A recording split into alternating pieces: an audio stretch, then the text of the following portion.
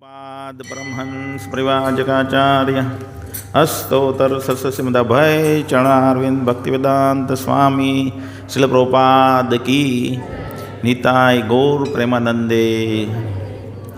ओम नमो भगवते वासुदेवाय।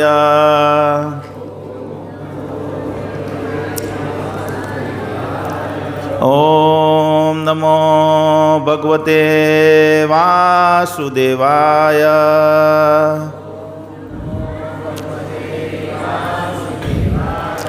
ओम नमो भगवते वासुदेवाय।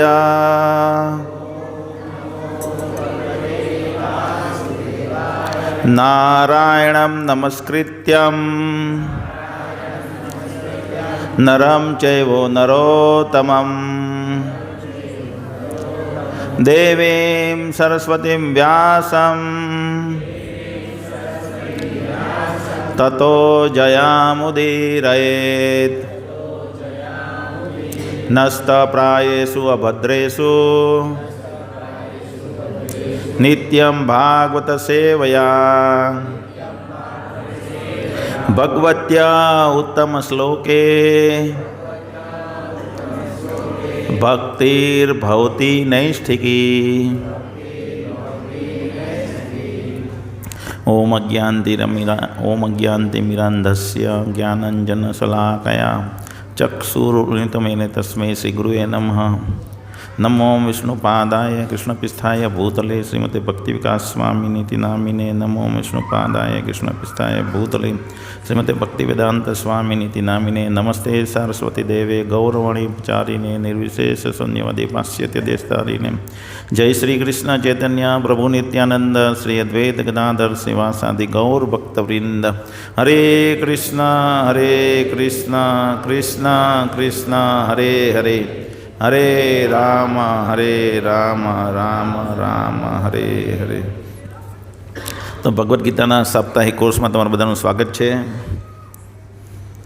बधा पोतानो मोबाइल काढो अने कां तो स्विच ऑफ अथवा साइलेंट मोड पर मूकी देवा विनंती है। बधाने विनंती है कि पोतानो मोबाइल साइलेंट मोड पर। कोईनो वागशे तो 500 रुपया दंड लेवामां आवशे। तो 3 दिवस आपणे शुं जोयुं? अने कोईना छोकरा जेना होय ते लोको पछाड़ी बेसे जेथी करीने ए लोकोए बहार जवुं पड़े तो बीजा डिस्टर्ब थया वगर बहार जई शके, એટલા માટે બહાર પછાડી બેસે। तो આપણે 3 दिवस શું જોયું? તો પહેલા પ્રથમ દિવસ આપણે જોયું મનુષ્ય જીવનનો ઉદ્દેશ શું છે, એને એ ઉદ્દેશને પ્રાપ્ત કરવા માટે જ્ઞાનની પદ્ધતિ કઈ છે, શાસ્ત્રો અધિકૃત સ્ત્રોત છે જ્યાંથી આપણને એ જ્ઞાન મળી શકે। બીજા દિવસે આપણે જોયું ભગવદ્ ગીતાનો જે પહેલો ટૉપિક છે, બીજા અધ્યાયના 11મા શ્લોકથી 39મા શ્લોકમાં જેનું વર્ણન છે કે આપણે શરીર નથી આત્મા છીએ। સૌપ્રથમ આ ખબર પડવી જોઈએ। તો એને ઉદ્દેશી જ્યારે આપણે શું છે તે ખબર પડે તો જ આપણા કાર્ય બરાબર રહેશે। જે આપણે છીએ, જેને આપણે ગણીએ છીએ હું આ છું, એ મુજબના જ આપણું કાર્ય વર્તન ને લક્ષ્ય રહેશે। એટલે એ આપણે આત્મા છીએ અને શરીર આપણા માટે સાધન છે એ લક્ષ્ય પ્રાપ્ત કરવા માટે। શરીર ટેક્સી જેમ સાધન છે, બોમ્બે જવું હોય તો, ટ્રેન સાધન છે બોમ્બે જવું હોય તો, તેવી રીતના કાર સાધન છે, એવી રીતે શરીર સાધન છે। તો શરીરને 4 વસ્તુની જરૂર છે। એ 4 વસ્તુ આપણે પૂરી પાડવાની છે, પણ એને લક્ષ્ય નથી બનાવવાનું। લક્ષ્ય તો જે ભગવાને આપેલું છે તે પૂરું પાડવાનું છે। જે ઉદ્દેશથી માનવ દેહ, જેની વિશેષતા છે માનવ દેહની, એ વિશેષતા પૂરી પાડવાની છે। પછી ગઈકાલે આપણે જોયું ઈશ્વર કોણ છે, ભગવાન કોણ છે। ભગવાનના વિવિધ અવતાર, 6 પ્રકારના ભગવાનના અવતાર હોય છે। પુરુષ અવતાર, લીલા અવતાર, ગુણાવતાર, સત્યાવેશ અવતાર। એવી રીતના 6 પ્રકારના ભગવાનના અવતારો હોય છે। કયા કયા છે? એક છે ગુણા અવતાર, લીલા અવતાર, મન્વંતર અવતાર, સત્યાવેશ અવતાર, પુરુષ અવતાર। છઠ્ઠું કયું ભાઈ?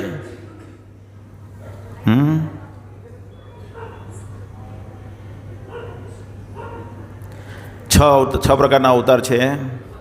હે? યુગા અવતાર. છઠ્ઠું છે યુગા અવતાર. તો આ 6 પ્રકારના અવતાર છે એ આપણે જોયું. ને હવે આજે એ ભગવદ્ ગીતાનો બીજો ટૉપિક છે, જે 7મા અધ્યાયથી 12મા અધ્યાય સુધીનું એનું વર્ણન છે ઈશ્વરનું. ભગવાન કૃષ્ણ ભગવાન ઈશ્વર છે એવી રીતે.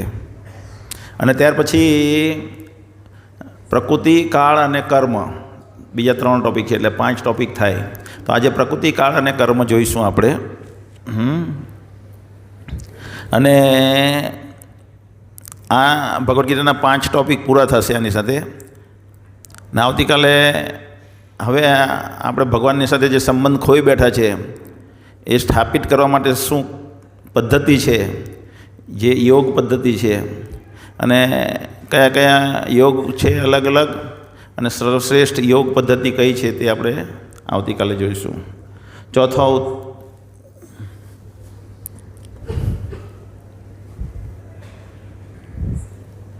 ચોથો દિવસ ભૌતિક પ્રકૃતિ, કાળ અને કર્મ. આ ત્રણેય ટોપિક આપણે જોઈશું. પહેલાં આપણે જોઈશું ભૌતિક પ્રકૃતિ શું છે. आज का विषय भौतिक प्रकृति का मालिक कौन है. આપણું શરીર પણ ભૌતિક પ્રકૃતિની બનેલું છે, એટલે આપણા શરીરના માલિક પણ કોઈ હોઈ શકે, કોઈ છે. भौतिक प्रकृति कैसे काम करती है, अच्छे लोगों के साथ बुरा क्यों होता है, कर्म के नियमों का प्राथमिक ज्ञान, विविध प्रकार के कर्म और कर्मफल, भविष्य में कर्मफल से कैसे मुक्त रह सकते हैं, महाविनाश करने वाला काल कौन है. आ 7 टॉपिक આપણે આજે જોઈશું. તો ભૌતિક પ્રકૃતિ ભગવાનના સર્જનનો ચોથો ભાગ છે. આ ભગવાન ભગવદ્ ગીતાના 10મા અધ્યાયના 42મા શ્લોકમાં કહે, અથ કેન બહુ જ્ઞાતેન તવ ચા અર્જુન એકાંશેન સ્થિતો જગત. હું એક પક્ષ દ્વારા આ ભૌતિક જગત ધારણ કરું છું. એટલે આ ધરતી અને એવા બહુ બધા અગણિત ગ્રહો એ થઈને એક બ્રહ્માંડ બને. અને એવા અનંત કોટી બ્રહ્માંડ જે છે ગણી નહીં શકાય. જેમ માથાના વાળ ન ગણી શકાય, શરીરની રૂંવાટી ગણી ન શકાય, એમ આ ભૌતિક જગતની અંદર બ્રહ્માંડ છે તે ગણી શકાય નહીં. એ થઈને ભગવાનનો એક પક્ષ કહેવાય. અને બાકીના 3 પક્ષ ભગવાનના ધામમાં છે, વૈકુંઠમાં છે. અને ત્યાં તો આ બધા થઈને આ બધા જે એક પક્ષવાળા જે છે એ બધા વિદ્રોહી છે ભગવાનના, તે આ ભૌતિક જગતમાં મૂકવામાં આવ્યા છે. આ દ્રશ્ય જગત જે આપણે જોઈએ છે તે પ્રકૃતિ છે, પણ પ્રકૃતિ બહુ વિશાળ છે. भौतिक प्रकृति की तुलना जेल के साथ की जाती है, जिसमें गुनहगार जीवात्मा को सुधारने का मौका दिया जाता है. જેવી રીતે દેવતા છે તો દેવતાને પણ એની ઈચ્છાઓ છે, સાથે એ ભગવાનના આદેશ પ્રમાણે જીવવા ઈચ્છે છે, પણ સાથે સાથે અમુક તમન્નાઓ છે ભોગ કરવાની, એટલા માટે એને દેવતાનું સ્થાન આપવામાં આવે. તો એ બહુ બધો ભોગ ભોગવે આપણી કરતાં. તો એવી રીતે એ લોકોને પણ સુધરવાનો મોકો છે, અને આપણને પણ મોકો છે બધાને. જે સ્થાનમાં છે એ સ્થાનમાં બધાને આ પ્રકૃતિ આપણને 84 લાખ પ્રકારના રૂપ આપે. એટલે ભગવાને બનાવ્યા પ્રકૃતિમાં, અને પ્રકૃતિ આપણને એ આપે છે. આત્મા કો 3 ગુણો સે બાંધતી હૈ. આ પ્રકૃતિ 3 ગુણથી આપણને બાંધે. કેવી રીતે બાંધે? દેખાતું જ નથી. બાંધેલું દેખાતું નથી. કેવી રીતના બાંધે આપણે જોઈશું. પણ ભગવદ્ ગીતાના 15મા અધ્યાયનો પહેલા શ્લોકમાં આ જગતને શેની સાથે સરખાવવામાં આવ્યો છે? અર્ધવ મૂલ ઉધમ શાખા, કે ઊંધા ઝાડ જેના વડ ઉપર છે, જેનું મૂળ ઉપર છે ને શાખાઓ નીચે છે, એ ટાઈપના વૃક્ષને સાથે સરખાવવામાં આવ્યું છે. તો આવું વૃક્ષ તમે ક્યાંય જોયું છે? હે? ઊંધું ઊંધું કોઈ જોયું છે? હાથ ઊંચો કરે જેણે જોયું હોય તે.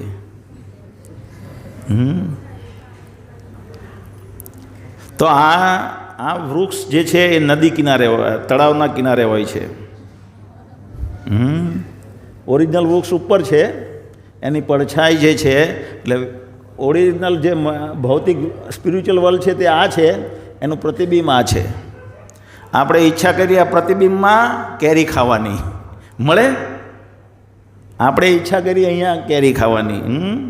જેવી રીતે our material body is the copy of our spiritual body. આપણો જે આ ભૌતિક દેહ છે એ આધ્યાત્મિક જગતમાં આપણો જે દેહ છે એની નકલ છે.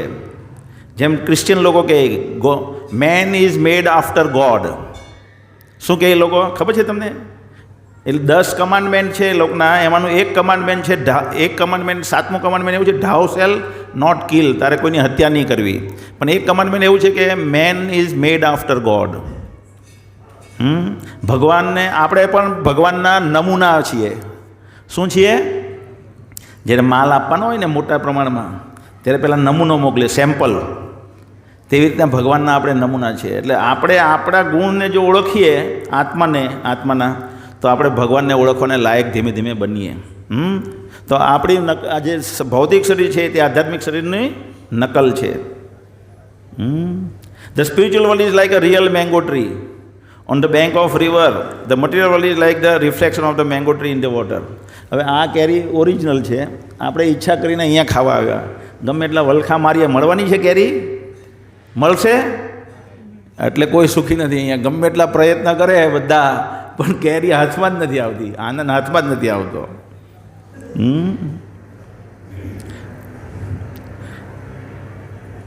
જેવી રીતે આ ભૌતિક જગત છે એ વિકૃત પ્રતિબિંબ છે ભૌતિક જગતનું, આધ્યાત્મિક જગતનું.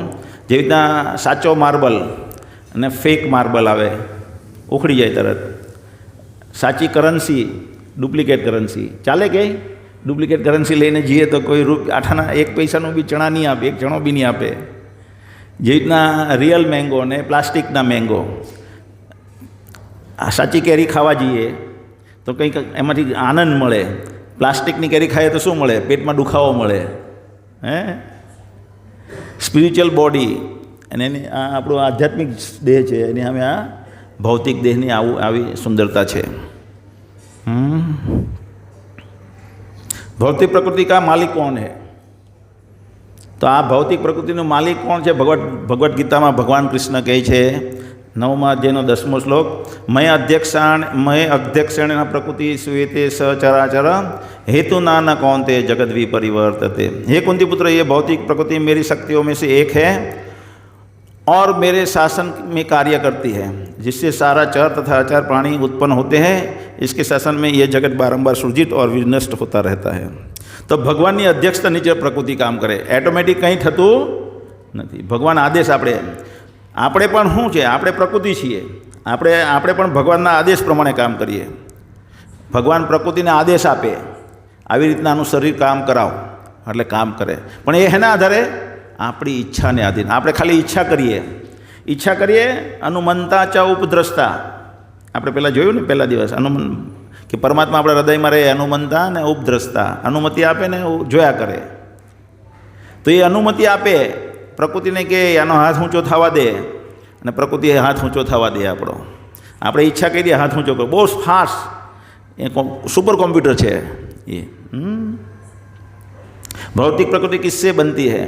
तो भगवद गीता 7મા અધ્યાયનો 3જો શ્લોકમાં ભગવાન કે ભૂમિ, 4થા કે 3જો શ્લોક છે આ, ભૂમિરપનો લહાયુ ખમનો બુદ્ધિ રેવ ચ અહંકાર ઇત્યમ મે ભિન્ના પ્રકૃતિ અસ્તતા.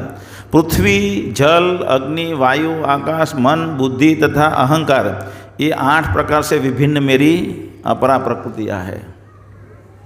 એમ તો 24 તત્વોનું શરીર બન્યું છે આપણું આ, પણ મુખ્ય 8 આ ભૌતિક, આ 8 વસ્તુની ભૌતિક પ્રકૃતિ છે. અને આ જ્યારે બને આ બધું સર્જન થાય, મેં નહીં કીધું વિસર્જન થાય, પ્રલય થાય, ત્યારે ધરતી પાણીમાં ડૂબે, પાણી અગ્નિમાં જતું રહે, અગ્નિ વાયુમાં જતું રહે, વાયુ આકાશમાં જતું રહે, આકાશ મનમાં જતું રહે, મન બુદ્ધિમાં જાય, બુદ્ધિ અહંકારમાં જાય, અહંકાર મહત્તત્વમાં જાય, મહત્તત્વ પ્રધાનમાં જાય. એ બીજ એકદમ કોમ્પ્રેસ થઈ જાય બીજ રૂપે અને ભગવાનના શરીરમાં પ્રવેશે. તો એવી રીતના જ્યારે આ સર્જન થતું હોય તે દરેકનું કાર્ય વર્ણન થયેલું છે. પૃથ્વીનું કાર્ય શું, જલનું કાર્ય શું, મનનું શું, મનનું, બુદ્ધિનું, અહંકારનું, બધી વસ્તુનું આપણે ડિટેલમાં આગળ જોવાના જ છીએ ઓરિયો કોર્સમાં. ભૌતિક પ્રકૃતિના 3 ગુણ हैं ભૌતિક પ્રકૃતિ એના 3 ગુણ રૂપે કાર્ય 3 ગુણોથી કાર્ય કરે. કયા કયા ગુણ? આ જે યલો ડ્રેસ પહેરેલો છે તે સત્વગુણ છે, રેડ ડ્રેસ છે તે રજોગુણ છે, અને બ્લેક ડ્રેસ છે તે તમોગુણ છે. આ 3 ગુણોથી આપણે બંધાયેલા છીએ. દરેક વ્યક્તિ બંધાયેલું છે. એટલે આપણે જે આનંદ માણીએ, કૂતરો બંધાયેલો છે. એટલે કૂતરો બંધાયો છે ને, જેમ કે પેલા કઠપૂતળી આવે ને, કઠપૂતળીવાળો કેમ જેમ રમાડે એટલી જ કઠપૂતળી હલે. ખબર? પપેટ શો કહેવાય. કોને કોને ખબર છે કઠપૂતળી શું કહેવાય? ઓ, બધાને ઘણાને ખબર છે. તો એ જેટલી એ હલાવે એના હાથ આંગળા તેવી રીતના એ હલે, કારણ કે એ બંધાયેલા છે. તેવી જ રીતે આપણે બંધાયેલા છે. જેમ કે કૂતરો એટલું જ કરીએ કે કૂતરો આપણો જેવો ભોગ નહીં કરી શકીએ ને આપણે દેવતા જેવા ભોગ નહીં કરી શકીએ, કારણ કે આપણે બાંધાયેલા છે. આપણે એક લિમિટમાં બાંધી દીધેલા છે. બસ એટલું જ કરી શકીએ. બીજું નહીં એવી રીતના નહીં ખબર પડે તો કોઈ વ્યક્તિ સિગરેટ પીતો છે તો સિગરેટના બંધાણથી બંધાઈ ગયો. कोई अगर सिगरेट पीता है तो सिगरेट के बंधन से बंधा हुआ है. वो लगता नहीं है बंधन है, लेकिन बंधा है. उसके बिना उसको चलेगा नहीं, वो वहाँ खींचेगा उसको. कोई शराबी बन गया है तो शराब उसको खींचेगा, शराब का बंधन हो गया है. तो एवी रीते ऐसे ही प्रकृति हमें 3 बंधों से, गुणों से बांधती है. अभी हम देखेंगे कि हमारे अंदर कौन से गुण हैं, तो हम कहाँ जाएंगे. भौतिक प्रकृति के 3 गुण हमारी चेतना को कैसे दूषित करते हैं. सत्वम रजस तम इति गुणा प्रकृति संभवा. तो ये 3 गुणों से प्रकृति बनी हुई है. सत्व रजस तम इति गुणा प्रकृति संभवा निबधनन्ति, वो बनती है हमें. महाबाहो देहे देहिनम अवयम.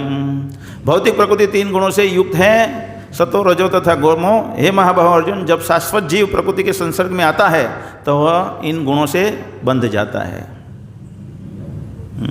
જેવી રીતે जैसे पानी ऊपर से गिरता है, कोई बर्तन में झिलेगा तो वो एकदम शुद्ध होगा, लेकिन अगर वो मिट्टी में गिर गया नीचे ज़मीन में तो मिट्टी वाला हो जाएगा. ऐसे ही हम भौतिक प्रकृति के संग में आ जाते हैं तो बंधन में आ जाते हैं, उससे बंध जाते हैं. जैसे करोड़िया की जाली है, वेब है, स्पाइडर वेब. तो स्पाइडर वेब में कोई जंतु गिरता है तो उससे बंध जाता है, फिर वो उसमें निकल नहीं पाता, वो स्पाइडर उसको खा जाता है. भौतिक प्रकृति के 3 गुणों के હવે પ્રેક્ટિકલી વ્યવહારિક રીતે આપણા જીવનમાં, हमारे जीवन में ये प्रकृति कैसे काम करती है और हम कैसे उसके अनुसार आचरण करते हैं वो देखेंगे. सत्वगुण, रजोगुण और तमोगुण.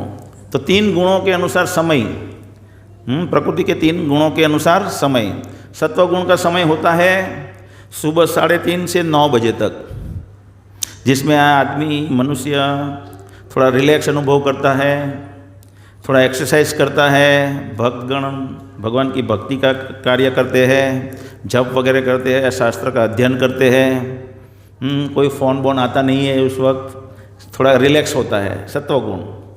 रजोगुण 9 बजे के बाद शुरू हो जाता है और 10 बजे तक पूरा प्रभाव आ जाता है. फिर हॉर्न लगने, हेलो हेलो हेलो. फिर हमें नहीं दौड़ना है तो भी दौड़ना, tit tit tit tit tit. अगर हमें नहीं गाड़ी फास्ट चलानी है तो भी चलानी पड़ेगी. और रजोगुण हमें दौड़ाएगा, इतना दौड़ाएगा कि पूरे 8-9 घंटे दौड़ाएगा. फिर हमारे सब जो जॉइंट्स है पेन करने लगेगा, तब हमें छोड़ेगा, तब तक हमें दौड़ाएगा. तो 7 बजे हम दौड़ते दौड़ते थक जाते हैं, घर पे आ जाते हैं. तो 7 बजे तक रजोगुण है. फिर तमोगुण 7 से 3 बजे तक. उसमें हम खाते हैं, सो जाते हैं. शराब बराब कोई पीता है तमोगुणी व्यक्ति और सो जाता है, तो ये तमोगुण है. 7 से रात को 3 बजे तक. भौतिक प्रकृति के 3 गुणों अनुसार पारिवारिक जीवन. सत्वगुण में रहते हैं तो सुबह शाम जॉइंट फैमिली होता है, रिलैक्स लाइफ होती है, पूर्व जन्म के पूर्व के कर्म के अनुसार थोड़ा धन संपत्ति रहती है, तो भक्ति करते हैं, सुबह शाम भजन करते हैं. रजोगुणी जीवन में क्या होता है कि बहुत सारी तमन्नाएं होती है. इतनी तमन्ना, ये करो वो करो, ये करो वो करो. तो सब तमन्ना पूरी करने के लिए क्या है, पति भी नौकरी करता है, कमाता है, पत्नी भी कमाती है, और पति और पत्नी दोनों कमाते हैं, तो दोनों के बीच में हमेशा झगड़ा रहता है। मैं ज़्यादा कमा रहा हूँ, मैं ज़्यादा कमा रहा हूँ, मैं ज़्यादा कमा रहा हूँ, मैं ज़्यादा कमा रहा हूँ, मुझे ये चाहिए, नहीं नहीं नहीं मेरे पास भी पैसे है, मैं ये ले लूँगा। वो लोग पिक्चर देखते हैं, होटल में खाने के लिए जाते हैं, और बहुत सारी तमन्नाओं में, कामनाओं में घूमते रहते हैं, और उसके साथ इसके लिए झगड़े भी बहुत होते रहते हैं, और धार्मिक जीवन बहुत कम होता है। हफ्ते में एक आध बार कभी मन किया तो मंदिर जाते हैं, दर्शन किया, भगवान कौन है उससे लेने देना नहीं है। बहुत और तमोगुणी जीवन। देखो ये झूम बराबर झूम शराबी, वो लोग शादी नहीं करते।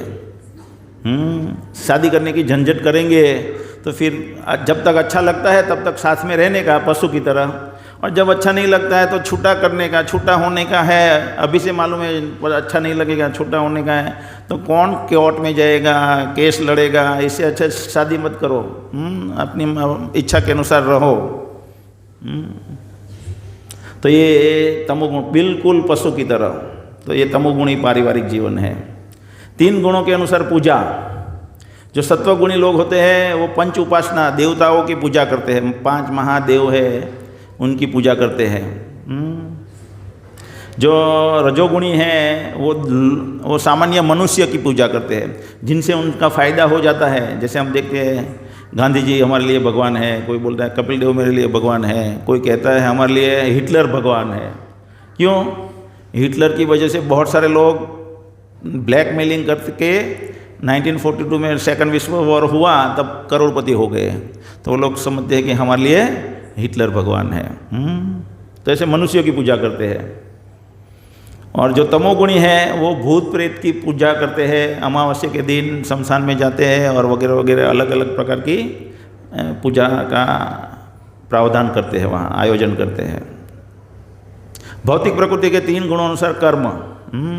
देखो ये लड़की है, बिल्कुल निर्दोष है, शांत है, कोई टेंशन नहीं है, तो एकदम निर्दोष बिना टेंशन से यदि इच्छा लाभ संतुष्ट हो, जो भी प्राप्त होता है उससे कार्य करते हैं। जो जितना मिलता है, जितना जीने के लिए आवश्यक है इतना ही कमाएंगे, जिससे शरीर टिकाने के लिए जरूरी है उतना कमाएंगे, और मन पूरा शांति से भरा रहेगा।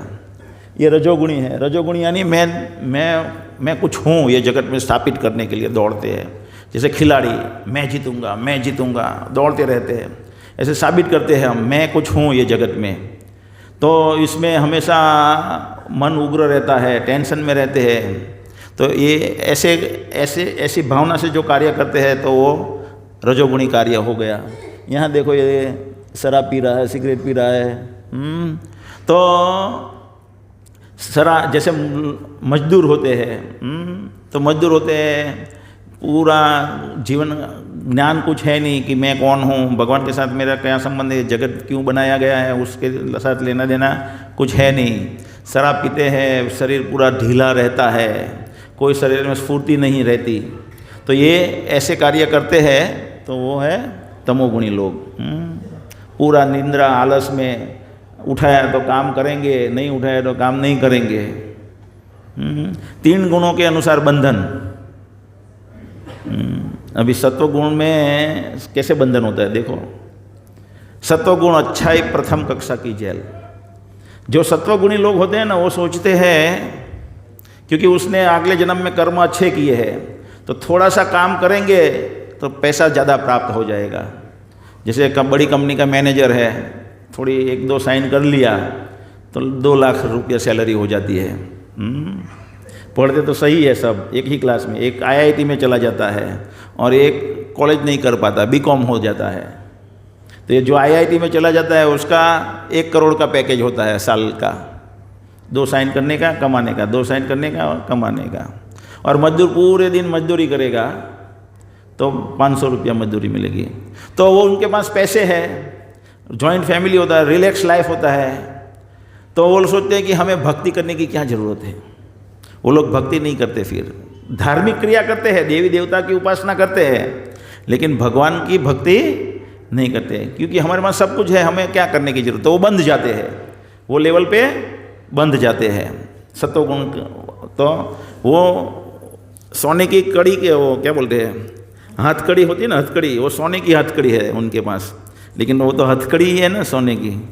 रजोगुण कामना, काम इतना है, मुझे ये करना है, एक लोन, दूसरी लोन, तीसरी loan, car loan, bungalow loan, factory loan, ऐसे चलता रहता है। तो वो रजोगुणी कामनाओं से बन जाते हैं लोग। हम बोलते हैं भक्ति करो तो बोलते हैं नहीं नहीं नहीं, हमें ये करना है, अभी ये करना है, ये बाकी है हमारे जीवन में, तो ऐसे बन जाते हैं। तमोगुणी अज्ञान, कुछ ज्ञान नहीं है और मोह से बन जाते हैं। अभी 3 प्रकृति के अनुसार आहार देखो, यहाँ लिखा है मिल्क एंड फ्रेश वेजिटेबल। तो जो सत्वगुणी है वो ऐसा फ्रेश वेजिटेबल खाते हैं, मिल्क, और जो भगवान ने बनाए हैं, जो शास्त्र में वर्णन किया है, वो आहार लेते हैं।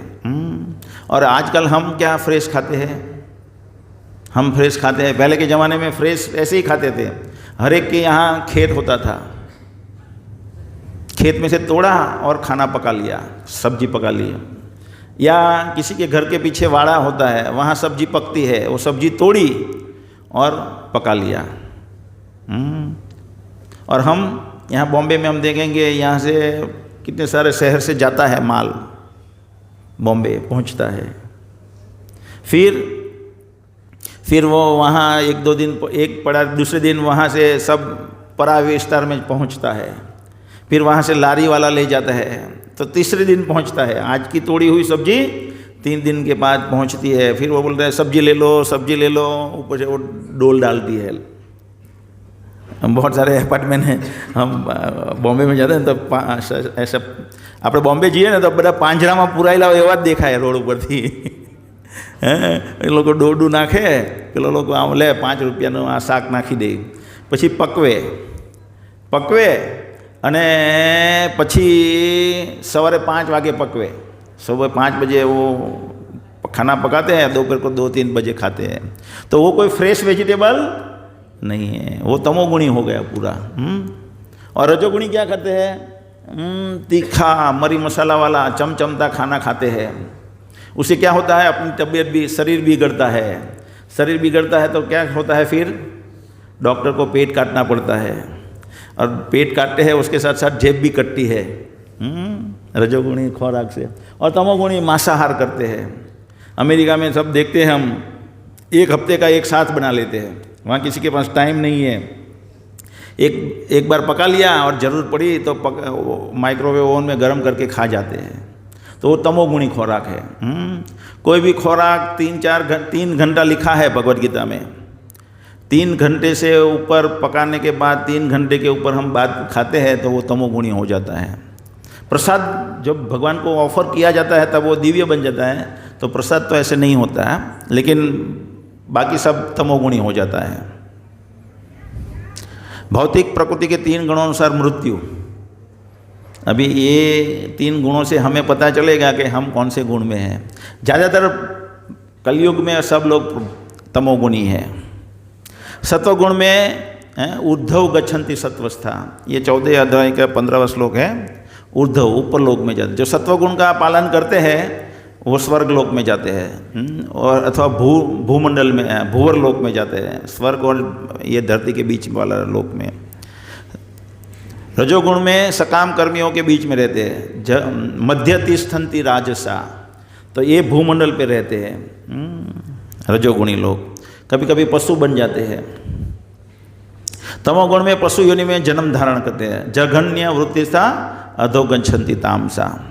ये हम एक स्लाइड पर જોઈશું મૃત્યુ કેવી રીતના આવે તે।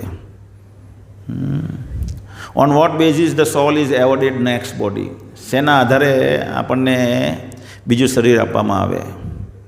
યમ યમ વાપી સ્મરણ ભાવમ તજે અંતે કલેઓન તમ તમે એવેતી કૌંतेय सदा तद भाव भाविता। तो मृत्यु के समय जो भाव का हम स्मरण करेंगे वो भाव हम निश्चित रूप से पाएंगे। पूरी जिंदगी जिसके साथ हमने प्रेम किया, जैसे हमें कांटा चुभता है, कांटा चुभता है तो क्या बोलते हैं, ओ माँ, कहीं वागी जाए, कहीं एक्सीडेंट થઈ જાય તો આપણે શું બોલીએ, ओ बाप रे, ओ माँ, એવું જ બોલીએ ને। અને ભક્તો બોલે શું કે, ओ कृष्ण, ओ गोविंदा, એમ ભક્તો હોય તો કૃષ્ણનું નામ લે, એ પ્રેક્ટિસ રાખે. જેમ અજામિલ નારાયણ નારાયણ બોલતા તકલીફમાં તો આખી જિંદગી આસક્તિ કોની હતી? એના છોકરા હાથે નારાયણ, તો મૃત્યુ એવું તો નારાયણને બોલાવ્યો.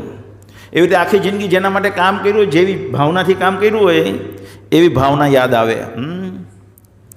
જો કૂતરાની ભાવનાથી કામ કર્યું હોય, કૂતરા જેવું શરીર બની જાય, બિલાડી જેવું શરીર બની જાય, વાંદરા જેવું શરીર બની જાય, વાઘ જેવું બની જાય, કૂતરા જેવું બની જાય, બિલાડી જેવું બની જાય. જેવું જેવું સ્મરણ કરીએ એવું બીજું શરીર પ્રાપ્ત થાય. We accept one body after quitting another body depending on desire in mind. अपना मन में जो भाव है भोगवानी इच्छा, हमारे मन में जो इच्छा है उसके अनुसार, और दूसरा कर्मणा देवे नेत्रेण जंतुर्देहो पपयते, और हमारे पूरे जीवन में क्या कर्म किए हैं हमने. दो चीज़ है, हमारा डिज़ायर और कर्म. वो आगे भी देखेंगे क्या होता है. When one ignores God's law and engages in sinful activities with his impure mind and senses, then one glides down to animal bodies. भगवान के नियमों को जो नकारता है और अशुद्ध मन और इंद्रियों द्वारा पापपूर्ण कार्य करता है, वो पशु योनि में चला जाता है. જેવી રીતના વાઘના શરીરમાં જતા રહે, એનું ખાવાનું પણ એવું છે, માંસાહાર કરી રહ્યો છે. વાઘ જેવી વૃત્તિ છે, અત્યારે જ વાઘ છે, વાઘ જેવી વૃત્તિ છે એટલે અત્યારે જ વાઘ જેવો છે. થોડોક 50-60 વર્ષનો સવાલ છે ખાલી, એમ બતાવેલું છે. એવી રીતના વરુ જેવી વૃત્તિ છે એટલે વરુ જેવું બને, ઊંઘ્યા કરે. વરુ બહુ ઊંઘે એકચ્યુઅલી, આગળ જોઈશું. આ બોડીનું પ્રદર્શન કરે ને નગ્ન અવસ્થા, તો શું બને? આવીને બોડીનું પ્રદર્શન કરે, ઝાડ બનાવવામાં આવે આગલા જન્મમાં. ખબર છે એવું? આ ઝાડ બધા એને લીધે છે, કારણ કે ભગવાન કહે તારે નગ્ન રહેવું છે તો તું ઊભું રહે. વરસાદનો બી કંઈ નહીં, તડકો પણ નહીં, ઠંડી પણ નહીં, કંઈ લાજ શરમ નહીં, જેટલું જે બધું સહન કરવાની શક્તિ પણ તને આપું છું, લે. In the human form of life we have to got. અહીંયા ભગવાને એક વિશેષ બુદ્ધિ આપેલી છે, તો આપણે એને તફાવત કરવાનો, ભેદ કરવાનો છે. We have to discriminate and lead responsible lives. But if one engages in sinful activities of 4 પ્રકાર, 4 pillars ઓફ સિન્ફુલ લાઈફ. જો આ 4 પ્રકારના પાપમય જીવન કરશું, મીટ ઇટિંગ, ઇન્ટોક્સિકેશન, નશો, જુગાર, ગેમ્બલિંગ,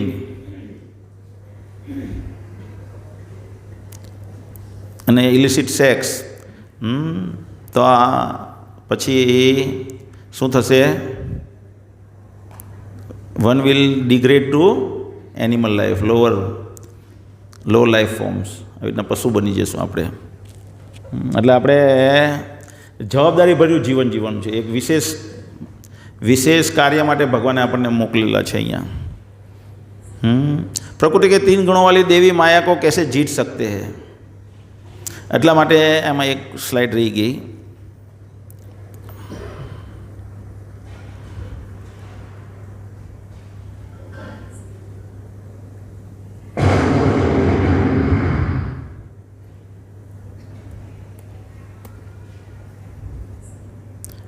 જો આપણે જવાબદારીભર્યું વર્તન કરશું અને આધ્યાત્મિક જીવનની પ્રેક્ટિસ કરશું, આપણો સત્વગુણી ખોરાક રાખીશું,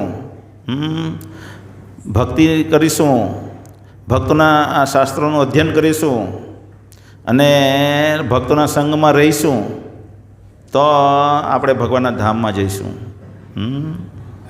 than we will elevate gradually to kingdom of God. ભગવાનના ધામ તરફ આપણે પ્રયાણ કરીશું. એટલા માટે ભગવાન કહે છે કે આ 3 પ્રકૃતિના 3 ગુણોને પાર કેવી રીતના કરી શકાય? દેવી હિ એસામ ગુણમયી મમ માયા દુરત્યાય મામેવ પ્રપદ્યંતે માયામ એતામ તરંતી તે. કે જો કોઈ મને શરણાગત થઈ જાય, એટલે ભગવાન કૃષ્ણને શરણાગત થઈ જાય, એટલે શું? ભગવાનના આદેશ પ્રમાણે જીવવા રાજી થઈ જાય તો એને શરણાગત કહેવાય.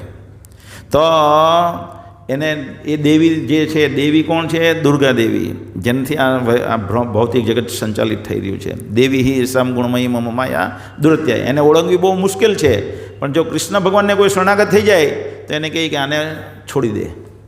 જેવી રીતે આપણે કોઈના ઘરે જઈએ ને કૂતરો ભસે, આપણને બહુ ભસે, અને પછી કૂતરાનો માલિક જે હોય, ઘરનો માલિક, તે કૂતરાને કહે ટોમી રવા દે, એટલે પેલો કૂતરો ભસવાનું બંધ કરી દે. એવી રીતે ભગવાન દેવીને કહે કે આ હવે મારી ભક્તિમાં મને શરણાગત થઈ ગયો છે ને એ પ્રમાણે જીવવા માંગે છે, તો એને મુક્ત કરી દે. તો એ પરેશાન કરવાનું બંધ કરી દે. હવે આ છે પ્રકૃતિના 3 ગુણ પ્રમાણેનું સંક્ષેપમાં વિવરણ. ભગવદ્ ગીતાના 14મો અધ્યાય, 17મો અધ્યાય અને 18મા અધ્યાયમાં પ્રકૃતિના 3 ગુણ વિશે ડિટેલમાં વર્ણન છે. તો તમે એમાંથી વાંચી શકો છો. આપણે advance course, overview course, advance course જેમ જેમ જોઈશું તેમ તેમ આ બધી વસ્તુ ક્લિયર થતી જશે વધુને વધુ ડીપમાં. હવે આપણે કર્મ વિશે જોઈશું. તો ઘણા લોકોને થાય, અચ્છે લોકો કે સાથ બુરા ક્यों હોતા હૈ? બધાને, મેં કોઈનું ખરાબ કર્યું નથી, મેં કોઈ દી ખરાબ વિચાર્યું નથી, મેં કોઈ દિવસ કોઈ પણ પ્રકારના પાપમાં હું પાપપૂર્ણ કાર્ય કરતો નથી, તો પણ મારી સાથે ખરાબ કેમ થાય છે? ઘણા લોકોના આવા પ્રશ્ન હોય કે નહીં હોય? તો આજે જોઈશું કે આવું કેમ થાય. કર્મ કા સિદ્ધાંત અચ્યુત ન્યાય. આ કર્મનો જે સિદ્ધાંત છે એ અચ્યુત ન્યાય છે. એટલે અહીંયા ભૌતિક જગતમાં આપણે કંઈ ગુનો કરીએ અને પોલીસને રિશ્વત આપીએ, જજને કંઈ રિશ્વત આપીએ, નેતાની ઓળખાણ આપીએ તો બચી જઈ શકીએ. પણ ભગવાનના ન્યાયતંત્રમાં આપણે કંઈ પણ આપશું, તમારા કાગળિયાની કંઈ વેલ્યુ નથી, તમારા સોનાની કંઈ વેલ્યુ નથી. યમરાજા આપણને સજા આપતા હોય ને કે લે મારી પાસે એટલું સોનું છે, તમે લઈ લેવું, તો આપણા સોનાની ધૂળ બરાબર વેલ્યુ છે. ત્યાં આપણે કાગળના ટુકડાની ધૂળ બોલે બોલે એની કોઈ વેલ્યુ નહીં. આપણે બચી શકીએ નહીં. એસિડમાં હાથ નાખે, પ્રકૃતિનો નિયમ છે કે એસિડમાં હાથ નાખે એટલે વ્યક્તિ દાઝી જ જાય, આપણે ખબર હોય કે નહીં હોય.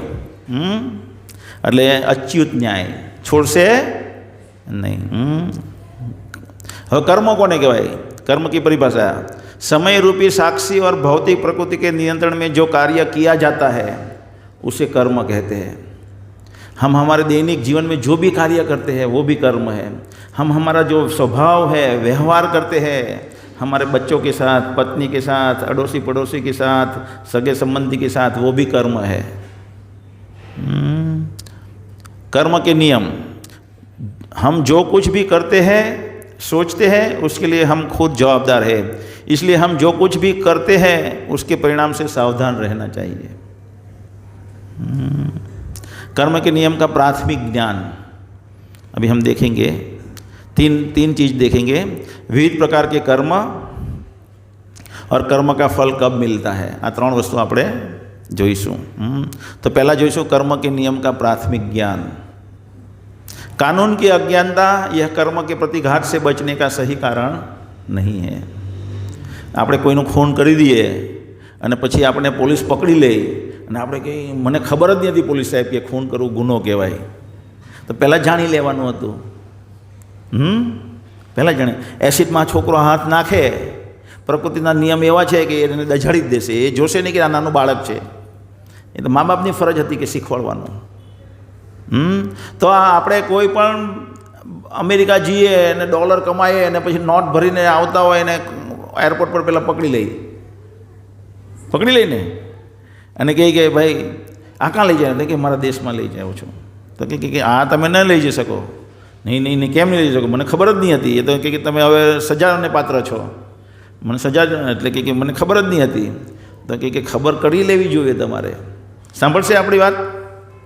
તો કાનૂનની અજ્ઞાનતા એટલે કર્મ શું, કયું કર્મ કરવું જોઈએ, નહીં કરવું જોઈએ, એની અજ્ઞાનતા જે છે એ આપણને એના ફળમાંથી બચાવી નહીં શકે. આ ભૌતિક જગતમાં પણ ના બચાવી શકે, તો આ ભગવાનના નિયમમાં ક્યાંથી બચાવી શકે? जब सब कुछ पूर्व निर्धारित होता है तो फिर कर्म क्यों करना है. ઘણાને આ એક પ્રશ્ન છે કે બધું પૂર્વ નિર્ધારિત છે તો કર્મ કેમ કરવાનું?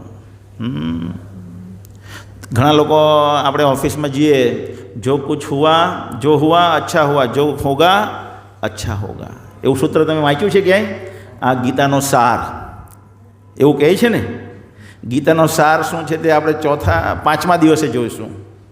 પાંચમા દિવસે ગીતાનો સાર જોઈશું. તો જેણે આ સૂત્ર બનાવ્યું છે ને એને આપણે એક ગોળી મારી દઈએ. જો હુઆ અચ્છા હુઆ, જો હોગા અચ્છા હોગા.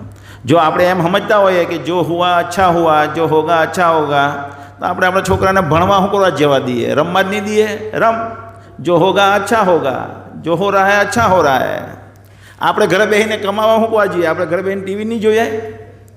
જો હોગા અચ્છા હોગા, બરાબર ને?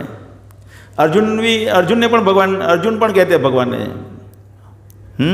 ભગવાન તમે એમ કહો છો જો હોગા વો અચ્છા હો, જો હુઆ અચ્છા હોવા, જો હોગા વો અચ્છા હોગા, તો હવે મારે યુદ્ધ નથી કરવો, ચાલો આપણે ઘરે જતા રહીએ. પણ ભગવાને એવું કીધું નહીં. તો એ નિયમ એવો નિયમ નથી. આ કોઈ મૂર્ખ અને બદમાશ વ્યક્તિઓએ આવો નિયમ બનાવી કાઢ્યો છે કે ગીતાનો સાર આ છે. આ ગીતાનો સાર નથી. अच्छे और बुरे कर्म एक दूसरे को मिटा नहीं सकते. એટલે આપણે કોઈનું જીવન બચાવીએ અને કોઈનું જીવન લઈ લઈએ, આપણે કોઈની મરઘી ખાઈ લીધી કાપીને અને કોઈની જાન બચાવી લીધી, તો બેઉ નલિફાઈ નહીં થાય. જે કોઈનો પ્રાણ લીધો છે તો એની પણ સજા ભોગવવી પડશે, અને કોઈનો પ્રાણ બચાવ્યો છે તો એનું પણ સારું કર્મનું ફળ એટલે કે સુખ ભોગવવા આવવું પડશે. ખરાબ કર્મનું ફળ દુઃખ ભોગવવા આવવું પડે, સારા કર્મનું ફળ સુખ ભોગવવા એટલે સોનાની કડી ભોગવવા આવવી પડે, સોનાની હટકડી ભોગવવા આવવી પડે. कर्म की प्रतिक्रिया से मुक्त होने के लिए अकर्म करना चाहिए. जे આપણે આગળ તો કર્મની જે પ્રતિક્રિયાઓ છે એને બચવા માટે અકર્મ કરવું પડે. અકર્મ કોને કહેવાય? આગળ ડેફિનેશન છે આ. કર્મ કોને કહેવાય? લોકો કે હું કર્મમાં માનું, હું કર્મમાં માનું. કોઈ કે હું બહુ સારો રસોઈયો, પણ એને રાઈ શું કહેવાય, જીરું શું કહેવાય, મીઠું શું કહેવાય એ પૂછીએ, આલે આ બધા અહીંયા પડે કયું છે જીરું બતાવો, તો કે એ સારું મને ખબર નથી. તો આપણે એને માનીએ રસોઈયો? મનાય નહીં મનાય. એવી જ રીતે લોકો કે હું કર્મમાં માનું, તો કે આપણે કે અકર્મ કોને કહેવાય, વિકર્મ કોને કહેવાય, તો એને ખબર નથી. તો પછી એ કર્મમાં શેને માનતો કહેવાય? બરાબર ને? મૂર્ખ બનાવે છે.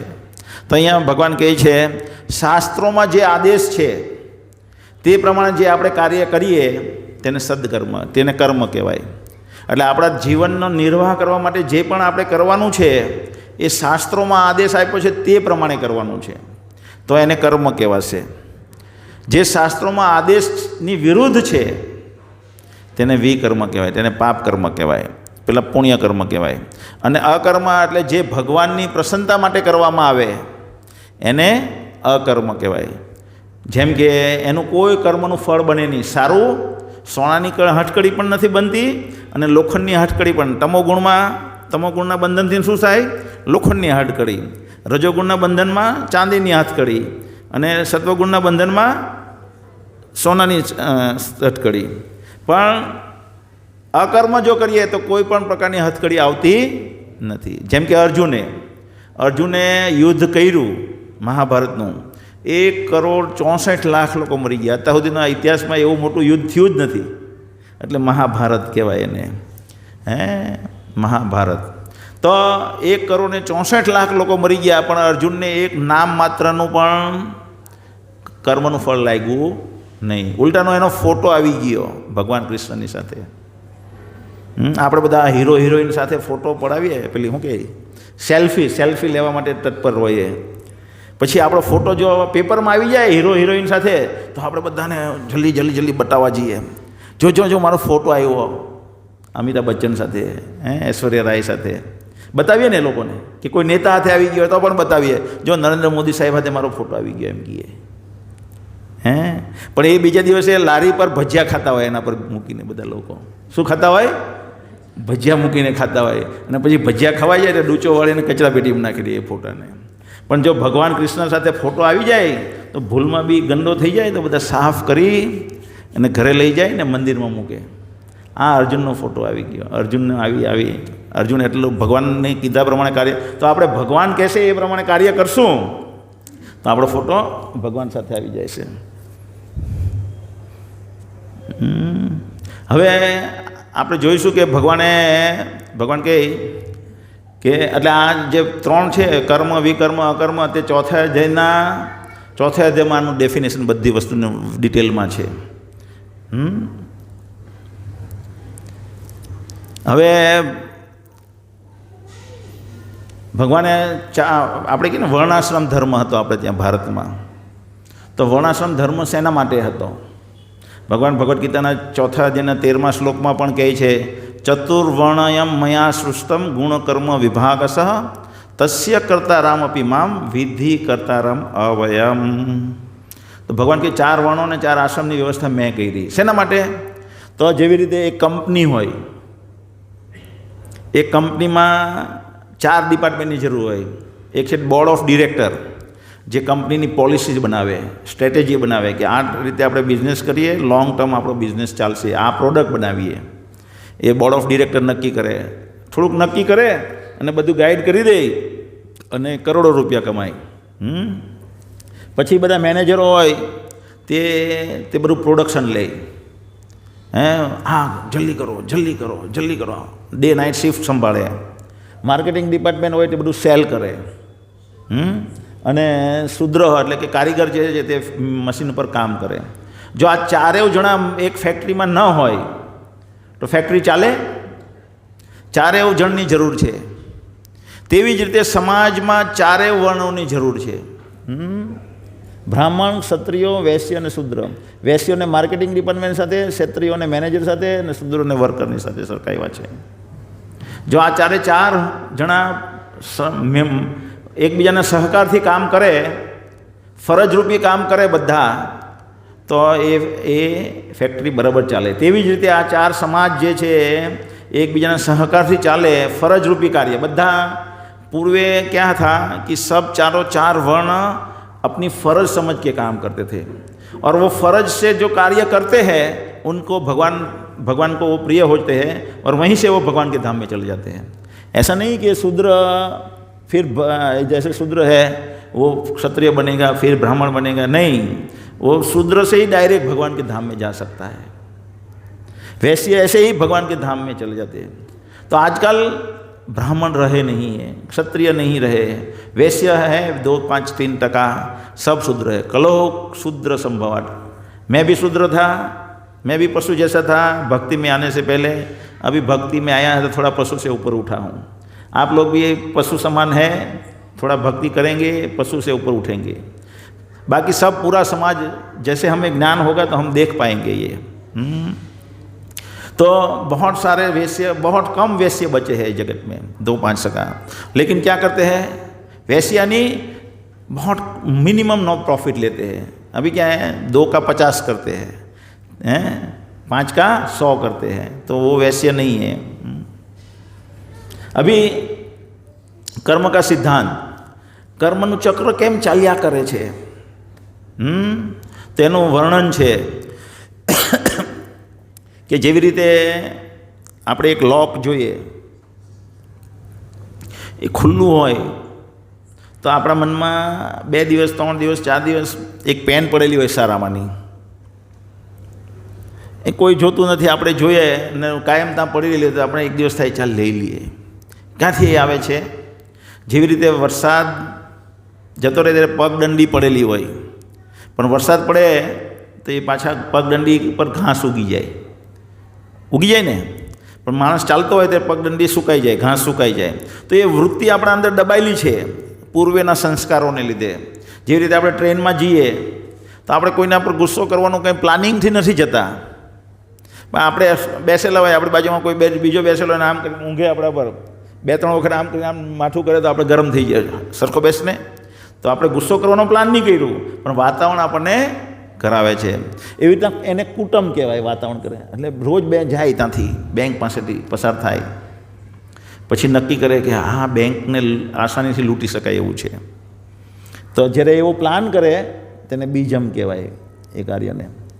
અને પછી એક દિવસ પ્લાન કરીને લૂંટી લીધા પછી એનું ફળ નથી મળ્યું, હજી પકડાયો નથી, તો એને અપ્રારબ્ધ ફળ કહેવાય, અપ્રારબ્ધ કર્મ કહેવાય. શું કહેવાય? અપ્રારબ્ધ. હવે આ જ્યારે લૂંટી લે અને અને અપ્રારબ્ધ થાય ત્યારે કુટુંબ એટલે એનાથી બીજું એક બીજ ફૂટે પાછું કરવાની વૃત્તિ. જેવી રીતે શું છે કે કોઈ સિગરેટ પીવે પહેલી વખત, પછી બીજી વખત એને પીવાની વૃત્તિ જાગે ને. જેવી રીતના દારૂ પીવે પછી પાછી બીજી વખત વૃત્તિ જાગે દારૂ પીવાની, તો એ બીજમમાંથી અપ્રારબ્ધ બન્યું કહેવાય. એવી રીતે જ આપણે આ જગતમાં ચાલ્યા કરે, એના અપ્રારબ્ધ. પછી એક દિવસ પકડાઈ જાય ને જેલમાં જતો હોય તો પ્રારબ્ધ થયું કહેવાય. એટલે અહીંયાથી આમ ચાલે આમ, પણ અહીંયાથી એક પાછું બીજ ફૂટે જે બીજી વખત એને કરવા પ્રેરિત કરે. એવી રીતના આપણે કરોડો વર્ષથી જગતમાં ફર્યા કરીએ અને આવી રીતના નવા કર્મ કર્યા કરીએ. હવે કર્મ કા ફલ કબ મિલતા હૈ? હવે આપણે કોઈ પણ કર્મ કરીએ તેનું ફળ ક્યારે મળે? તો કર્મનું ફળ તરત મળે, 3 સ્ટેજમાં મળે.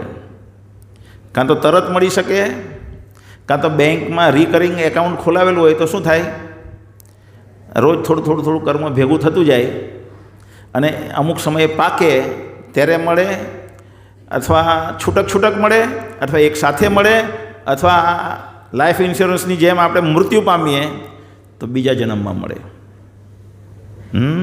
તો એવી રીતના 3 સ્ટેજમાં મળે. છૂટક મળે, એક સાથે મળે, અથવા આવતા બીજા જન્મમાં પણ મળે કર્મનું ફળ. અને આપણે હાલમાં કયા કર્મના ફળ અત્યારે ભોગવી રહ્યા છે એ કોઈ કહી શકે નથી, એનું શાસ્ત્રમાં કેટલે વર્ણન નથી. પણ ભગવાન નક્કી કરે. ભગવાને આપણે શેના માટે મોહિકા અહીંયા? भगवान ने हमें भेजा है भगवान के धाम में वापस जाने के लिए, तैयारी करने के लिए. तो हमारी धीरे धीरे भी प्रगति हो सकती है, फास्ट प्रगति भी हो सकती है. तो धीरे धीरे प्रगति करने के लिए हमें भगवान एक वातावरण देते हैं जिसमें हमें थोड़ा रियलाइजेशन हो, हमारे कर्म के फल भी कट जाए और हमें थोड़ा भान भी हो कि मुझे ऐसा नहीं करना चाहिए था. આપણને થોડુંક ભાન પણ થાય કે આવું મારે નહીં કરવું જોઈતું હતું, એવું ભાન થાય, એવું રિયલાઇઝેશન કરવા માટે અમુક સમયે કર્મના ફળ આપે ભગવાન ગણતરી કરીને. જેવી રીતના શાસ્ત્રોમાં વર્ણન છે કે ધૃતરાષ્ટ્રને જે આંધળા બન્યા તે એના 100 જન્મ પહેલાંનું એના 50 જન્મ યાદ હતા પાછલા, અને એનું જે એ આંધળાપણું જે છે એના 100 જન્મ પહેલાંનું એનું કર્મનું ફળ હતું. એટલે આપણને કોઈ બી કર્મનું ફળ અમુક કન્ડિશન વશ મળે. જેમ કે ધૃતરાષ્ટ્રનું ફળ શું હતું? એક આંધળું બનવું, અને બીજું એની નજર સમક્ષ, એટલે કે પેલો સંજય વર્ણન કરે છે કે તમારો પુત્ર આજે 1 ગયો, બીજો ગયો, ત્રીજો ગયો, એના 100 ગયા. તો એની નજર સમક્ષ ગયા 100 પુત્ર મૃત્યુ પામ્યા.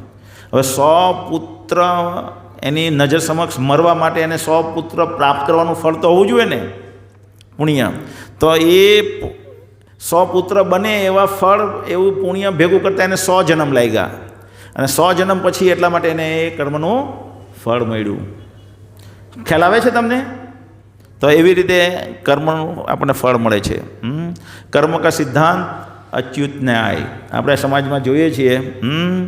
કોઈ બોડી બિલ્ડર છે, કોઈ પાંગડું છે, કોઈ ગરીબી છે, કોઈને બચપણથી જ કામ કરવું પડે છે, કોઈને ખાવાના ફાંફા છે, કોઈને અહીંયા કાણું છે, કેન્સર થઈ જાય છે. કેમ કેન્સર થઈ જાય છે? નહીં ખાવાનું ખાઈએ. લોકો કે સૌરાષ્ટ્રમાં બહુ બધા લોકો એવું કહે કે પ્રભુજી મને માવા વગર તો ન ચાલે. પછી ભગવાન શું કહે? કંઈ નહીં, તું માવો નહીં નાખવો જોઈએ, પણ તું નાખ. હવે હું તને કાણું પાડું, ત્યાંથી ડાયરેક્ટ 12 કલાક. એટલે ભગવાન કાણું પાડી આપે અને ત્યાંથી ડાયરેક્ટ, કારણ કે જીવવા માટે જરૂરી નથી માવો, અનાવશ્યક છે. આ તો આપણે ઉપાધિ ભરેલી કહેવાય. તો એવી રીતના ઘણાને ખાવાના ફાંફા છે, ઘણા રોગીશ છે. કર્મ કા સિદ્ધાંત અચ્યુત ન્યાય. આ જો બધા કેટલા નાનપણમાં ધરતીકંપ થાય, અને નાનપણમાં કેટલા લોકો રોગીશ થઈ જાય, બચપણમાં જ લોકો મરી જાય. અને કોઈ એમ કહી શકે ભગવાન કેટલા ક્રૂર છે, જો આટલા નાના નિર્દોષ બાળકોને મરાવી નાખ્યા. પણ આ જગતમાં આપણું અસ્તિત્વ એ સાબિત કરે છે કે અહીંયા કોઈ જેલમાં છીએ ને આપણે બધા, કોઈ નિર્દોષ નથી. આ લોકોએ એના આગલા જન્મમાં બધા કેટલા નાના બાળકોને મારી નાખ્યા હોય, આપણને કોણ જોવા ગયું? જોવા ગયા છે આપણે? હું હમણાં જોઉં એ પેલું સ્ટેટ બેંક છે આપણા અશોક આડું શું કહેવાય, દુજા તળાવનો કિનારો છે એને શું કહેવાય, વલ્લભ એસ્ટેટ પાસે પોલીસવાળા ઊભા રહી. હવે 2 જણા બાઇક પર હતા તો મોટે ભાગે 20-25 હજાર 30,000ની કમાણી હોય એ ચાલતા હોય, અને એક મંગળવારનો રજાનો દિવસ હોય કે સોમવારનો રજાનો દિવસ હોય, અને આગળ બાળકને બેહાડીને ચાલતા હોય અને ઊભા રાખી દે. કાયદાનું પાલન નથી કરાવવું, એણે શું કરવું છે? જેબ ભરવી છે. 50 રૂપિયા લઈને જવા દે, 50 રૂપિયા લઈને જવા દે, 50 રૂપિયા લઈને જવા દે.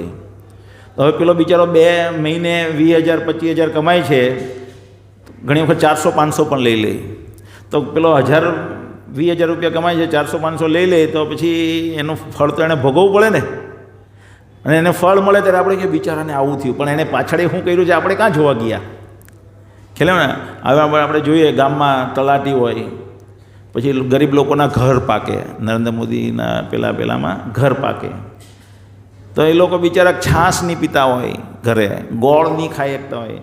છાશ, દૂધ, ગોળ તો આવશ્યક છે જીવવા માટે, એ ખાઈ નહીં શકતા હોય. એના ભોગે ખાલી રોટલી શાક ખાઈને જીવન નહીં થાય. 5,000 આપે તો તારું ઘર પાસ કરું, તલાટી કહે કે નહીં કહે? તમારે કોઈ એવો ગરીબ દોસ્ત હોય તો પૂછી જોજો વાત, જેના ગામમાં ઘર આવતા હોય એને. તો હવે એને સજા તો મળવી જોઈએ ને. પછી એવી સજા મળે ત્યારે આપણે કહીએ કે ભગવાન નિર્દય છે. નહીં, એવી રીતના આપણે બધાએ કંઈ ને કંઈ એવા કાર્ય કર્યા છે, એની સજા છે. સદ્દામ હુસેને કેટલા લોકોને મરાવી નાખ્યા, લાખ લોકોને ગેસથી મરાવી નાખ્યા હિટલરે, એક ગુફામાં કેદ કરીને. તો પછી એની સજા તો મળે ને. એની સજા મળે ને આપણે જોઈએ તો કે ભગવાન જેવું કંઈ છે જ નહીં. આ ભગવાન જો હોય તો આવા નિર્દય લોકોને થોડા મરાવી નાખે. એની પછાડી શું કર્યું છે કોઈ જોયું છે? કર્મ કા સિદ્ધાંત અચ્યુત ન્યાય. કદી કોઈ પણ આપણે ખોટું કરશું એનું સજા મળ્યા વગર રહેવાની નથી. કર્મ કા સિદ્ધાંત અચ્યુત ન્યાય. જો આ 4 પ્રકારના નર્ક છે. જે હેવી પાપ કરે તો એને જે દારૂ પીવે આ જગતમાં, તો એને શું થાય? કુંભી પાર્ક નામના નર્કમાં નાખવામાં. એક સીન હું તમને ખાલી બતાવીશ, વિડીયો બધા જોશો તો તમે ધ્રુજી જશો. તો જેટલું દારૂ પીવે છે જે વ્યક્તિ, 5 લીટર દારૂ પીધો તો 5 લીટર ઓગળેલું લોખંડ એને પીવડાવવામાં આવે, અને ત્યાં શરીર એવું આપે, યાતના દેહ કહેવાય. એ શરીર મળે નહીં પણ યાતનાનો અનુભવ કરે. તો કુંભી પાર્કના નામના નર્કમાં એને બધા યમદૂત આમ પકડીને મોઢું પોળું કરીને લોખંડ પીવડાવી દે. અનૈતિક સંબંધ બાંધે, એટલે કે પોતાની પત્નીને છોડીને બીજાની પત્ની સાથે સંબંધ બાંધે, અથવા કોઈ પુરુષ કોઈ પત્ની પોતાના પતિને છોડીને એ તો એનથી હેવી થઈ જાય, એટલે બે પરસ્પર થયું. તો ત્યાં ભગવાનના ધામમાં એ પત્નીનું બાળ લોખંડનું પૂતળું બનાવવામાં આવે, અને એકદમ લાલ તપેલું જેવું કરવામાં આવે, એને ચોંટાડી દે પેલા વ્યક્તિને. તો તમે 2 પત્ની કરી શકો, 3 પત્ની કરી શકો, શાસ્ત્રોમાં ના નથી. પણ તમે લગ્નની બહાર કોઈ પણ સાથે સંબંધ બાંધી શકો નહીં. લગ્ન કર્યા સિવાય કોઈ લગ્ન દ્વારા જ તમે એની સાથે સંબંધ બાંધી શકો. એવી રીતે કોઈ લૂંટફાટ કરતું હોય, ચોરી કરતું હોય તો એને આંટરડા ખેંચી લેવામાં આવે. આવી રીતે ગરમ ગરમ સળીઓ એક નાનો વિડીયો બનાવ્યો છે ભક્તોએ.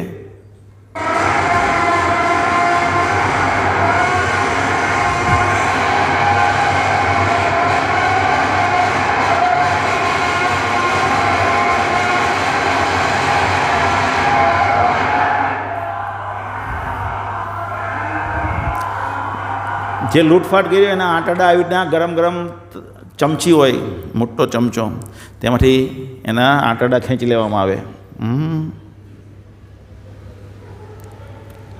અને જો કોઈ નોનવેજ એટલે કે મરઘી કાપી હોય, પેલું માછલી કાપીને ખાય તો એને આવો મોટો તવો હોય, નવસારી સિટી જેવો મોટો તવો હોય, એ તવામાં નાખે એને, અને પેલો ઉપર જેવો આવે તેવી રીતના પેલા ઉડતા ઉડતા એને ભાલા મારીને પાછો નીચે ડૂબાડી દે. કન્ટિન્યુઅસ ફ્રાય કરે. તો આવી રીતના બ્રહ્મ વૈવર્ત પુરાણમાં 86 પ્રકારના નર્કનું વર્ણન છે અને શ્રીમદ ભાગવતમના 5મા સ્કંદમાં 26 પ્રકારના નર્કનું વર્ણન છે. આપણે આપણી ઘરે કોઈ સગા આવે એની સાથે વ્યવહાર હરખો નહીં કરીએ ને તો પણ એની આપણને સજા મળે. નર્કની સજા છે. એના માટે આપણા સ્વભાવને લીધે આપણે નર્કમાં જઈએ. એવું વર્ણન છે શાસ્ત્રોમાં.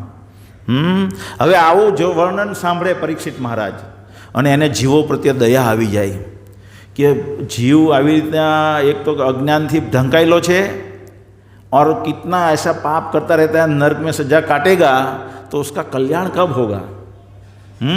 એટલે આવી રીતના બીજા એક આમાં જેમાં બધા જીવોને આપણે હેરાન કરીએ તો એ બધા જીવ ત્યાં નર્કમાં ઉભેલા હોય. આપણને આવી રીતના નીચે અગ્નિ પ્રગટાવે, એટલા સુરાવે અને બધા આપણા આંટડા ખેંચી લે. બહુ બધા પ્રકારનું અલગ અલગનું વર્ણન છે કે જે લોકોને આપણે હેરાન કર્યા હોય તે ગીધ પકડીને આપણી જે આંખ ખેંચી લે. આપણે લોખંડના પિત્તળનો બનેલો રસ્તો હોય એમાં ચાલવાનું હોય અને જબરજસ્ત. તો લોકો કહે કે કોણે જોયું નર્ક ને સ્વર્ગ? નર્ક બી અહીંયા જ છે ને સ્વર્ગ બી અહીંયા જ છે કહે ને લોકો. કોણે એવું સાંભળ્યું છે? નર્ક બી યહાં હૈ, સ્વર્ગ બી યહાં હૈ. તો અહીંયા જે નર્કના દર્શન થાય એ ખાલી સેમ્પલ છે. શું છે? સેમ્પલ. અસલી નર્ક આ ઉપર છે. પણ એનો માર્ગ પણ પરીક્ષિત મહારાજ જેવા મહર્ષિઓના લીધે આપણને પ્રાપ્ત થાય છે. અને ભગવાન પણ એ જ એનો જવાબ આપે છે ભગવદ્ ગીતામાં. શું કહે છે? સર્વ ધર્મન પરિત્યજ્ય મામ એકમ શરણમ વ્રજ અહમ ત્વામ સર્વ પાપેભ્યો મોક્ષિષ્યામિ મા શુચઃ. भगवान के समस्त प्रकार के धर्मों को परित्याग करो और मेरी शरण में आओ, मैं समस्त पापों से तुम्हारा उद्धार कर दूंगा. जो कोई भगवान ने शरणागत थी जाए, भगवान कृष्ण ने शरणागत थी जाए तो ये બધા જ પાપથી મુક્ત થઈ જાય છે. એટલે અત્યાર સુધીમાં આપણે જે પણ કેટલું મોટું ભગવાનની કૃપા છે જુઓ તમે કે આપણે અત્યાર સુધીમાં જે પણ પાપ કર્યા છે એ પાપ ભગવાન ખાલી જેમ કે આપણે જેલમાં મૂકવામાં આવે ને આપણે કહીએ કે હા મેં સરકાર સામે ખોટો વિદ્રોહ પુકારેલો હતો, મારે વ્યવસ્થિત રહેવું જોઈએ ને આપણે વ્યવહાર સારો કરી દઈએ જેલમાં, નમ્રતાને લાવી દઈએ આપણા, તો આપણે વહેલા છોડી મૂકે કે નહીં જેલમાંથી. તેવી જ રીતની આ વાત છે. પણ આમાં ભગવાનની કૃપા તરત છે. કારણ કે આપણે અત્યારે બદમાશ થઈને હું કંઈક છું ને એના દ્વારા બધા નહીં કરવાના કાર્યો કરીએ છીએ લોકોને બતાવવા માટે. ખાવા જોઈએ જરૂરી કમથું. મુકેશ અંબાણીને ખાવા કેટલું જોઈએ? અને અત્યારે જે કમાય છે તે શેના માટે કમાય છે? બતાવવા માટે. શેના માટે? બતાવવા માટે કમાય છે. 1 રૂપિયા જો તમારામાં કમાવાની વૃત્તિ હોય, પહેલાંના રાજાનામાં લોકો બહુ ધન સંપત્તિવાના હતા, રાજા મહારાજાઓ. પણ એ લોકો શું બનાવતા? ભગવાનના મહાન મોટા મંદિરો બનાવતા હતા. તો તમારામાં કમાવાની વૃત્તિ છે તો ભગવાનનો વૈભવ લોકોને જ્ઞાન કરાવો, ભગવાનના વિષયનું, ભગવાનના ધામનું, અને ભગવાનના ધામમાં મોકલવા માટેનું વાતાવરણ સર્જો. પણ એના માટે પૈસા ખર્ચશે નહીં, બતાવવાનું છે. તો એની પછી સજા મળી જાય. જે ભગવાન તેને તક્તેન ભુંજિથા મા ગૃધ કશ્ચિત સ્વધનમ. એટલે જે તમને ભગવાન જન્મ થાય તેની સાથે બધું કોટો ફિક્સ કરીને મોકલી દે. ક્ષેત્ર કહેવાય. ડિટેલમાં આગળ જોઈશું, એડવાન્સ કોર્સમાં છે આ શ્લોક. તો અત્યારે આપણે ખબર પડી ગઈ કે કેવી રીતે આપણે બધા પાપમાંથી મુક્ત થઈ જઈ શકાય. હવે જીવન કેવી રીતે જીવવું જેથી કરીને પાછા પાપમાં ન પડાય. અત્યારે તો એ ખબર પડી ગઈ કે ભગવાનને શરણાગત થવાથી બધા પાપ ધોવાઈ જવાના છે. પણ હવે કેવી રીતે જીવવું જેથી કરીને નવા પાપ ભેગા ન થાય? તો ભગવાન કહે છે અહીંયા ભગવદ્ ગીતાના 3જા અધ્યાયમાં, યજ્ઞાર્થાત કર્મણ્યો અન્યત્ર લોકોયમ કર્મ બંધન તદર્થ कर्म कौन्तेय मुक्त संग समाचर. श्री विष्णु के लिए यज्ञ रूप में कर्म करना चाहिए, अन्यथा कर्म के द्वारा इस भौतिक जगत में बंधन उत्पन्न होता है. अतः हे कुंती पुत्र, उनकी प्रसन्नता के लिए अपने नियत कर्म करो, इस तरह तुम बंधन से सदा मुक्त रहोगे. तो અત્યારે શું છે? અત્યારે अभी हमने क्या किया है? एक लक्ष्य, हमारी मौज मजा के लिए ज़िंदगी जीने का हमने उद्देश्य बना लिया है. આપણી મોજ મજા માટે આપણે જીવનનો ઉદ્દેશ બનાવ્યો છે. આપણે કમાઈએ છીએ આપણી જ મોજ મજા માટે, આ આવશે, આ કરશું, બંગલો બનાવશું, લોકોને બતાવશું, કેનેડા જઈશ, અમેરિકા જઈશ, લોકોને બતાવીશ હું કંઈક છું. એ ઉદ્દેશથી આપણે જીવીએ છીએ અત્યારે. Right or wrong? પણ હવે ખાલી ઉદ્દેશ એટલો બનાવવાનો કે આ જીવન ભગવાનને પ્રાપ્ત કરવા માટે છે, એટલે પ્રાપ્ત કરવા માટે થઈને હું જીવીશ. જે જગ્યાએ છીએ તે જ જગ્યાએ રહેવાનું છે, જે ખાઈએ છીએ તે જ ખાવાનું છે, ખાલી લક્ષ્ય બદલવાનું છે. લક્ષ્ય શું છે? મોજ મસ્તી. હું આ જગતમાં ભોગ કરીશ, મજા કરીશ. મજા કરવા માટે ભગવાનનું જીવન, ભગવાનના ધામમાં કેટલું આનંદ વૈભવશાળી જીવન છે. એ જીવનની સામે અબજ અબજ અબજ અબજ અબજ અબજ જેટલા બી અબજનો ભાગ ડિવાઈડ કરો એટલા અબજમાં ભાગ પણ આપણે ભોગવતા નથી. અહીંયા જે વૈભવ માટે ભગવાને આપણને બનાવ્યા છે તેના જેટલા અબજ તમારાથી ગુણાકાર કરતા હોય એના એટલામાં ભાગ પણ આપણે ભોગવતા નથી. તો 60 વર્ષ ભગવાનને પ્રાપ્ત કરવા માટે લગાવવાના છે. તો એના માટે શું કરવાનું? લક્ષ્ય બનાવવાનું ખાલી કે આ હવે હું જે કંઈ કરીશ તે ભગવાનને પ્રાપ્ત કરવા માટે. એના માટે ખાવું જ પડશે, એની માટે થઈને કમાવું, એના માટે સંતાન પત્નીનું પાલન પોષણ કરવું પડશે, સંતાનનું પાલન પોષણ કરવું પડશે. સંતાનના પાલન પોષણને એને બી ભગવાનના ધામમાં મોકલવાના છે, એટલે એને પણ એ જ્ઞાન કરાવવાનું છે. તો એ લોકોનું જીવન ટકાવવા માટે, એ લોકોને રહેવા માટે ઘરની વ્યવસ્થા, તો એ બધું કરવાનું છે, પણ લક્ષ્ય ચેન્જ કરવાનું છે. ખ્યાલ આવે છે? તો હવે આ થયો કર્મનો વિભાગ, પ્રકૃતિનો વિભાગ પૈટો, પેલાનો કર્મનો વિભાગ પૈટો. હવે કાળ શું છે? કાળ શું છે? યચક્ષુરેષુ સવિત સકલ ગ્રહાણાનામ, કે સમય જે છે, કાળ એટલે સમય. સમય એટલે એનું પ્રતિનિધિત્વ આપણી ઘડિયાળ સૂર્ય કરે. કોણ કરે?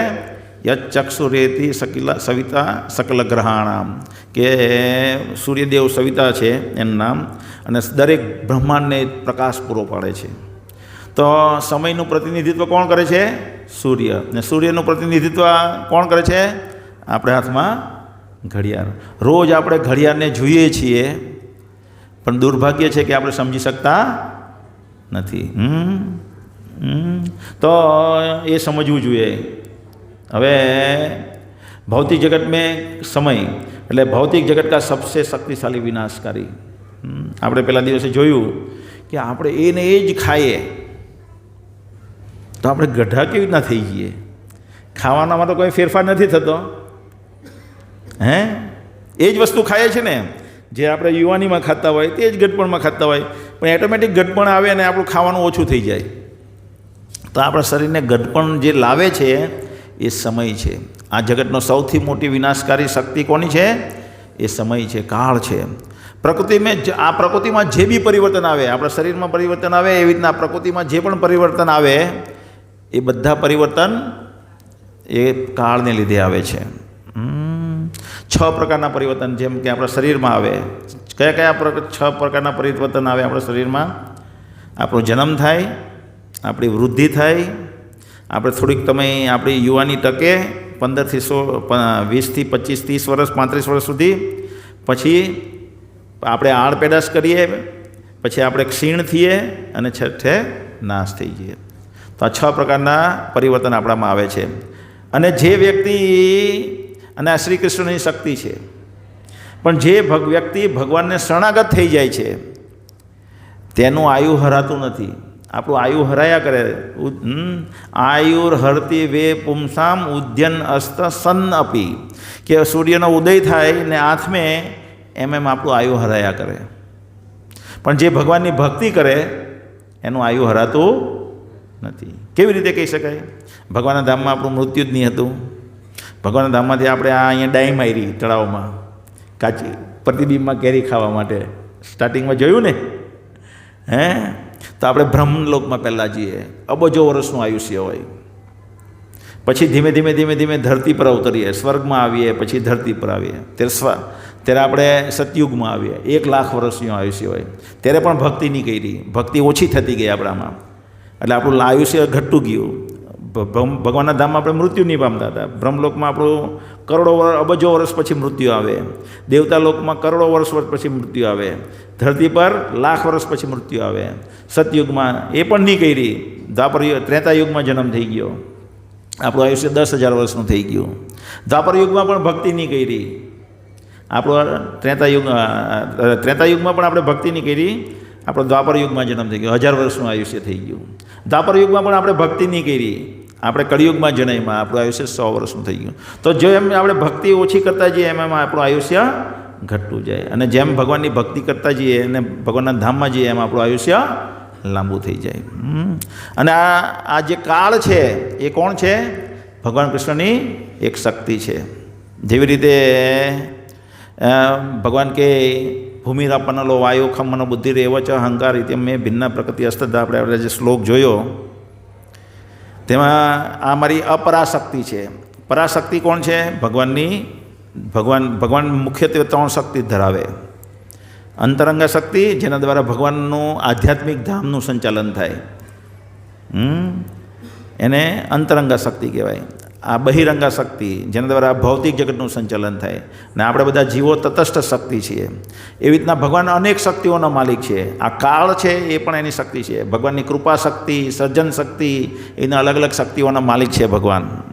તો એવી રીતના કાળ ભગવાનની શક્તિ છે. કેવી રીતના કહેવાય? એ રીતના ભગવાન કહે છે, શ્રી ભગવાન ઉવાચ કાલો અસ્મિ લોકક્ષયક કૃત્વા પ્રવૃદ્ધો લોકાન સમાહૃતમ ઇહ પ્રવૃત્તઃ ઋતેપી ત્વામ ન ભવિષ્યંતિ સર્વે ये स्थितः प्रत्यनिकेषु योद्धाः. भगवान ने कहा, समस्त जगत को विनाश करने वाला काल मैं हूँ, और मैं यहाँ समस्त लोगों को विनाश करने के लिए आया हूँ. तुम्हारे पांडवों के अलावा दोनों पक्षों के सारे योद्धा मारे जाएंगे. ભગવાન વિરાટ રૂપનું દર્શન કરાવે અર્જુનને 11મા અધ્યાયમાં. ભગવદ્ ગીતામાં વર્ણન છે, 11મા અધ્યાયમાં વિરાટ રૂપનું દર્શન કરાવે. વિરાટ રૂપનું દર્શન કરીને અર્જુન બી જાય, આ તમારું વિકરાળ ભયાનક રૂપ શું છે ભગવાન? હું આનાથી મૂંઝાઈ ગયો છું, તમે તમારા ઓરિજિનલ ફોર્મમાં આવી જાઓ, આ કયું રૂપ છે તમારું? તો ભગવાન જવાબ આપે છે 32મા શ્લોકમાં, કાલો અસ્મિ, હું કાળ છું. શું કરવા આવ્યો છે? લોકક્ષય કૃત્વા, આ બધા લોકોને મારવા હું અહીંયા આવ્યો છું. તમારા પાંડવોના સિવાયના બધા લોકો મરી જશે. પાંડવો કેમ? પાંડવોને છોડીને કેમ બધા મરી ગયા? પાંડવોને કેમ છોડ્યા? કારણ કે પાંડવો ભગવાનના ભક્ત હતા. જો આપણે ભગવાનની ભક્તિ કરશું, જેમ કે ધ્રુવ મહારાજ ભગવાનની ભક્તિ કરી, આ જ દેહ એનો આધ્યાત્મિક બની ગયો અને ભગવાનના ધામમાં જાય છે. એવી જ રીતે અજામિલ ભક્તિ કરે છે ભગવાનની, અને આ જ દેહ ભગવાનના ધામમાં પહોંચી જાય છે. તો કાલ સમય જેવી રીતના આ જો મોટા મોટા ધુરંધરોને ઝીરો કરી નાખે. એક સમયમાં કેટલો સ્માર્ટ લાગતો હતો ને અત્યારે જો એનો દેહ. બધા આપણી પણ આવી હાલત થાય છે સમયના વેણની સાથે. તો આ આપણે શું કરવાનું છે? આ કાળના પ્રભાવમાંથી બચવા માટે શું કરવાનું છે? भगवान की भक्ति पांडवों की जेम. आज के विषय भौतिक प्रकृति का मालिक कौन है? भगवान कृष्ण के मई अध्यक्षता ने प्रकृति स्वीते सचराचर हेतु ना न कौन जगत भी परिवर्तित है. मारे अध्यक्षता नीचे काम करे. भौतिक प्रकृति कैसे काम करती है? हमारी अध्यक्षता नीचे काम करे. मालिक कौन है? भगवान कृष्ण. अच्छे लोगों के साथ बुरा क्यों होता है? एना कोई ना कोई कर्मનું ફળ હોય છે. ગમે ત્યારે એ પાયકું ક્યારે પાયકું એનું નક્કી નહીં. કર્મ કે નિયમો का प्राथमिक ज्ञान આપણે જોયું. 4 નિયમ. શું નિયમ જોયા? અજ્ઞાનતા બચાવી નહીં શકાય. પછી જો હુઆ હો અચ્છા હુઆ. જો બધું પૂર્વ નિર્ધારિત છે તો આપણે કર્મ શું કરવું જોઈએ. પછી ત્રીજું શું જોયું? ત્રીજો મુદ્દો શું હતો? એમાં શું હતો મુદ્દો ત્રીજો?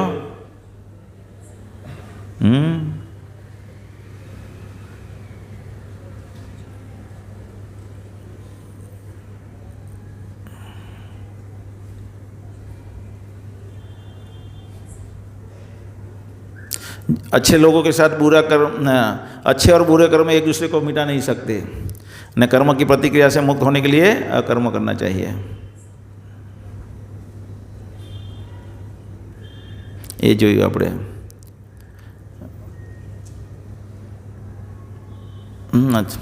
कर्मों के नियमों का प्राथमिक ज्ञान, विविध प्रकार के कर्म और कर्मफल. अकर्मનું ફળ, અકર્મ વિકર્મ ને સદકર્મ. સદકર્મનું ફળ પુણ્ય સુખ આપે, વિકર્મનું ફળ દુઃખ આપે અને અકર્મનું ફળ ભગવાનના ધામમાં લઈ જાય. भविष्य में कर्मफल से मुक्त रहने के लिए क्या कर सकते हैं? यज्ञार्थे कर्मणि अन्यत्र लोकोयम कर्म बंधन. भगवान વિષ્ણુની પ્રત્યર્થે કાર્ય કરવું જોઈએ, જીવનનું લક્ષ્ય બનાવવું જોઈએ ભગવાન પ્રાપ્તિ. ભગવાન પ્રાપ્તિ કરવા માટે આપણે જો જીવનનો ઉપયોગ કરીએ તો કોઈ ભૂલ થઈ જાય તો બી એમાં માફ થઈ જાય. જ્યારે કંપનીમાં બોસ આપણને જોઈ કે મેં જે કામ કરવા માટે આને રાખ્યો છે એ કામ માટે આ હંમેશા પોતાનો સમય આપે છે અને તત્પર હોય છે, તો ભૂલ થઈ જાય તો બી બોસને ખબર છે કે આનો ભાવના મારા માટે કામ કરવાની છે, તો એ માફ કરી દે કે નહીં કરી દે. 2 લાખ રૂપિયા ખોવાઈ જાય તો પણ કે સારું હવે બીજી વખત ધ્યાન રાખજે. भविष्य में कर्मफल से कैसे मुक्त रह सकते हैं? महाविनाश करने वाला काल कौन है? वो है कृष्ण. ભગવાનની એક શક્તિ છે. તો આજે આપણે આ જોયું. 5મા દિવસમાં હવે આપણે જોઈશું યોગના વિવિધ રૂપ અને યોગ કી સર્વશ્રેષ્ઠ પદ્ધતિ. હરે કૃષ્ણ.